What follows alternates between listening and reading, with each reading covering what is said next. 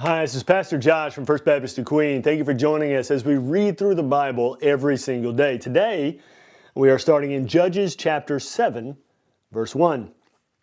Then Jerubbaal, that is Gideon, and all the people who were with him rose early and encamped beside the spring of Harod. And the camp of Midian was north of them by the hill of Moreh in the valley. The Lord said to Gideon, "The people with you are too many for me to give the Midianites into their hand, lest Israel boast over me, saying, my own hand has saved me." Now, this is an important principle that we even need to remember today. God told Gideon, you have too much for me to do this thing. You need to have less in order for me to do this thing with you. You need to have less quantitatively so that you can have more qualitatively in faith. Verse 3. Now therefore proclaim in the ears of the people, saying, whoever is fearful and trembling, let him return home and hurry away from Mount Gilead. Then 22,000 of the people returned, and 10,000 remained. And the Lord said to Gideon, the people are still too many.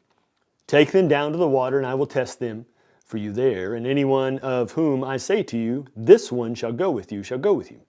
And anyone of whom I say to you, this one shall not go with you, shall not go. So he brought the people down to the water, and the Lord said to Gideon, everyone who laps the water with his tongue as a dog laps, you shall set by himself. Likewise, everyone who kneels to drink, and the number of those who lapped, putting their hands to their mouths, was 300 men. But all the rest of the people knelt down to drink the water. And the Lord said to Gideon, those who kneel to drink. Okay, yeah. And the Lord said to Gideon, with the 300 men who lapped, I will save you, and give the Midianites into your hand. Let all the people go, every man to his home. So the people took provisions in their hands and their trumpets, and he set all the rest of Israel, every man to his tent, but retained the 300 men. And the camp of Midian was below him in the valley. That same night the Lord said to him, arise, go down against the camp, for I have given it into your hand. But if you are afraid to go down to the camp with Purah your servant, and you shall hear what they say, and afterward your hands shall be strengthened to go down against the camp. Then he went down with Purah his servant to the outposts of the armed men who were in the camp, and the Midianites and the Amalekites and all the people of the east lay along the valley like locusts in abundance, and their camels were without number as the sand that is on the seashore in abundance. When Gideon came, behold, a man was telling a dream to his comrade, and he said, so I find this all interesting again. So God had come to Gideon as an angel, said, you're going to do this thing. Then God spoke directly to Gideon. Then God showed Gideon two separate signs that he was going to do it. Then God took the army that Gideon had amassed and dwindled the army down to just 300 guys. And then God comes to Gideon and says, you're going to go down and you're going to fight. But if you're afraid to go fight, you and your servant go sneak down there, and I will give you even more assurance. So God is giving Gideon the word and assurances all along the way because he knows Gideon's heart. When Gideon came, behold, a man was telling a dream to his comrade. And he said, behold, I dreamed a dream, and behold, a cake of barley tumbled into the camp of Midian and came to the tent and struck it, so that it fell and turned it upside down so that the tent lay flat. And his comrade answered, this is no other than the sword of Gideon, the son of Joash, a man of Israel. God has given into his hand Midian and all the camp. As soon as Gideon heard the telling of the dream and its interpretation, he worshiped. So now he's got confidence and boldness. And he returned to the camp of Israel and said, arise, for the Lord has given the host of Midian into your hand. And he divided the 300 men into 3 companies, and put trumpets into the hands of all of them, and empty jars with torches inside the jars. And he said to them, look at me and do likewise. When I come to the outskirts of the camp, do as I do. When I blow the trumpet, I and all who are with me, then blow the trumpet also on every side of all the camp, and shout for the Lord and for Gideon. Because he knows the people, the enemy is afraid of Gideon. So Gideon and the 100 men who were with him came to the outskirts of the camp at the beginning of the middle of the watch, when they had just set the watch. And they blew the trumpets and smashed the jars that were in their hands. Then the 3 companies blew the trumpets and broke the jars. They held in their left hands the torches, and in their right hands the trumpets to blow. And they cried out, a sword for the Lord and for Gideon. Every man stood in his place around the camp, and all the army ran.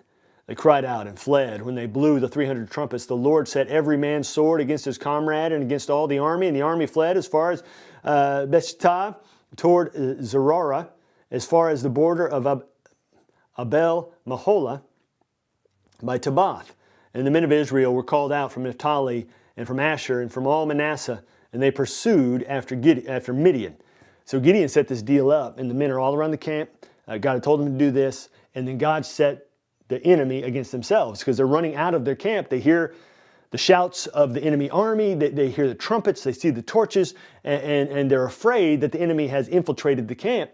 And so they just start swinging their swords at everybody around, killing their own, men. Verse 24. Gideon sent messengers throughout all the hill country of Ephraim, saying, "Come down against the Midianites and capture the waters against them as far as Beth Barah and also the Jordan." So all the men of Ephraim were called out, and they captured the waters as far as Beth Barah and also the Jordan. And they captured the two princes of Midian, Oreb and Zeb. They killed Oreb at the rock of Oreb, and Zeb they killed at the winepress of Zeb. They were named after the killings. And then they pursued Midian, and they brought the heads of Oreb and Zeb to Gideon across the Jordan. Chapter 8. Then the men of Ephraim said to him, "What is this you have done to us, not to call us when you went to fight against Midian?" And they accused him fiercely. And he said to them, what have I done now in comparison to you? Is not the gleaning of the grapes of Ephraim better than the grape harvest of Abiezer? God has given into your hands the princes of Midian, Oreb and Zeb. What have I been able to do in comparison with you? Then their anger against him subsided when he said this. And Gideon came to the Jordan and crossed over, he and the 300 men who were with him, exhausted, yet pursuing. So he said to the men of Succoth, "Please give loaves of bread to the people who follow me, for they are exhausted, and I am pursuing after Zebah and Zalmunna, the kings of Midian." And the officials of Succoth said, "Are the hands of Zebah and Zalmunna already in your hand, that we should give bread to your army?" So Gideon said, "Well then, when the Lord has given Zebah and Zalmunna into my hand, I will flail your flesh with the thorns of the wilderness and with briars." And from there he went up to Penuel and spoke to them in the same way. And the men of Penuel answered him as the men of Succoth had answered. They're afraid that if Gideon loses and they helped the men of Gideon, then the Midianites will come back and destroy all of them, because the Midianites have been oppressing them now for 7 years. And he said to the men of Penuel, "When I come again in peace, I will break down this tower." Now Zebah and Zalmunna were in Karkor with their army, about 15,000 men. So 15,000 men have run from 300. All who were left of all the army of the people of the east, for there had fallen 120,000 men who drew the sword. And Gideon went up by the way of the tent dwellers east of Nobah and Jogbehah and attacked the army, for the army felt secure. Now other men from Israel had come with the original 300 and were helping them. Verse 12, and Zebah and Zalmunna fled, and he pursued them and captured the two kings of Midian, Zebah and Zalmunna, and he threw all the army into a panic. Then Gideon, the son of Joash, returned from the battle by the ascent of Heres, and he captured a young man of Succoth and questioned him, and he wrote down for him the officials and elders of Succoth, 77 men. And he came to the men of Succoth and said, "Behold, Zebah and Zalmunna, about whom you taunted me, saying, Are the hands of Zebah and Zalmunna already in your hand, that we should give bread to your men who are exhausted?" And he took the elders of the city, and he took thorns of the wilderness and briars, and with them taught the men of Succoth a lesson. And he broke down the tower of Penuel and killed the men of the city. Let's go to Luke 23, verse 13.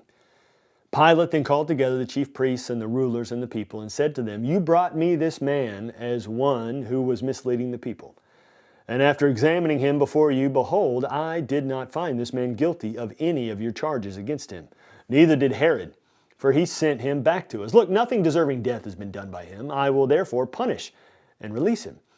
But they all cried out together, "Away with this man and release to us Barabbas," a man who had been thrown into prison for an insurrection started in the city and for murder. Pilate answered them once more, desiring to release Jesus, but they kept shouting, "Crucify, crucify him." A third time he said to them, "Why, what evil has he done? I have found in him no guilt deserving death. I will therefore punish and release him." But they were urgent, demanding with loud cries that he should be crucified, and their voices prevailed. So Pilate decided that their demand should be granted. He released the man who had been thrown into prison for insurrection and murder, for whom they asked, but he delivered Jesus over to their will. And as they led him away, they seized one, Simon of Cyrene, who was coming in from the country, and laid on him the cross to carry it behind Jesus. And there followed with him a great multitude of the people and of women who were mourning and lamenting for him. But turning to them, Jesus said, Daughters of Jerusalem, do not weep for me, but weep for yourselves and for your children. For behold, the days are coming when they will say, Blessed are the barren, and the wombs that never bore, and the breasts that never nursed. Then they will begin to say to the mountains, Fall on us, and to the hills, cover us. For if they do these things when the wood is green, what will happen when it is dry? 2 others who were criminals were led away to be put to death with him. And when they came to the place that is called the Skull, there they crucified him. And the criminals, one on his right and one on his left. And Jesus said, Father, and there they came to the place called the Skull. There they crucified him. And Jesus said, Father, forgive them, for they know not what they do. And they cast lots to divide his garments. And the people stood by watching, but the ruler scoffed at him, saying, He saved others, let him save himself, if he is the Christ of God, his chosen one. The soldiers also mocked him, coming up, offering him sour wine, and saying, If you are the King of the Jews, save yourself. There was also an inscription over him, This is the King of the Jews.